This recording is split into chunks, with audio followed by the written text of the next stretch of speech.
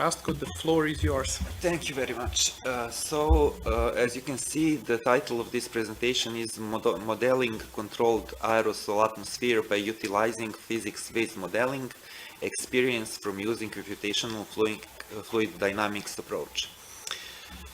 In this work, we actually aimed to determine if CFD, computational fluid dynamics, can be used in investigation of performance and for design of new aerosol chambers. On the figure left, you can see our existing aerosol chamber, and on the figure right is inlet disperser used for dispersion of particles. Idea was to check if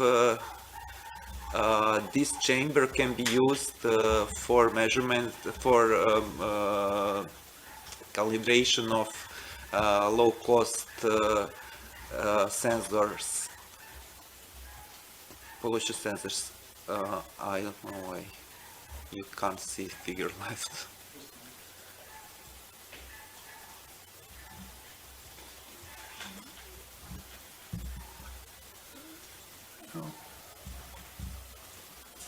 Yeah, it's probably due to resolution or something like that, but please continue. Okay, I will continue nevertheless. On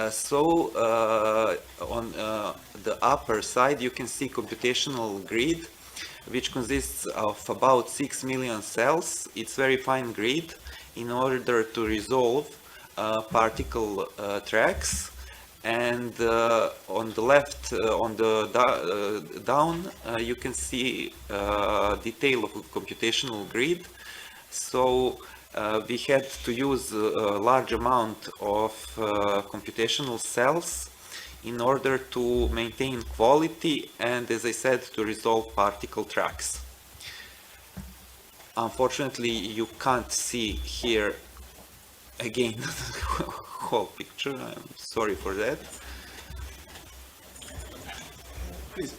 Okay, so this is velocity vectors, and the main point of this is that velocity, air inside chamber, actually behaves as impinging jet.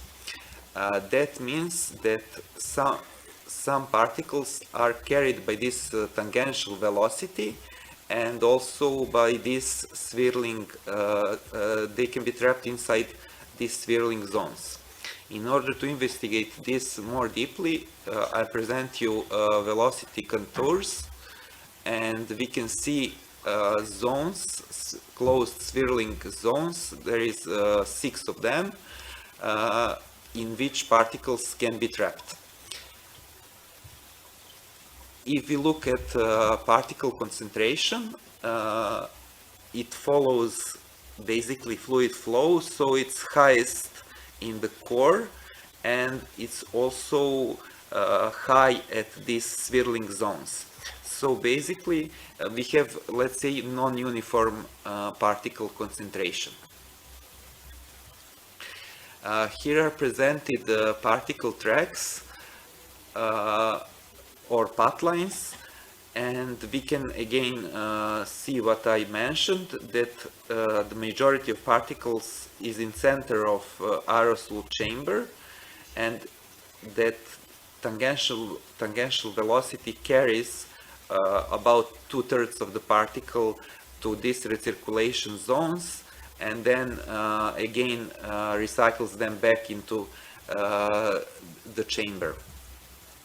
So, to conclude, CFD can be a very powerful tool in design and investigation of aerosol chamber behavior. However, in our case, we used very small ultrafine particles, so their behavior is predominantly influenced by flow field inside the chamber, and gravitational force almost has no influence, similarly to drag force and others. Particles clearly follow flow structure of impinging jet.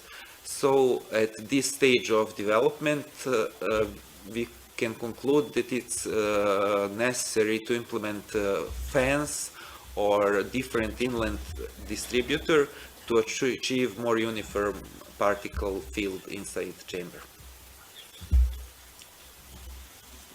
Thank you very much for your attention. Thank you, Rastko. Do we have any questions?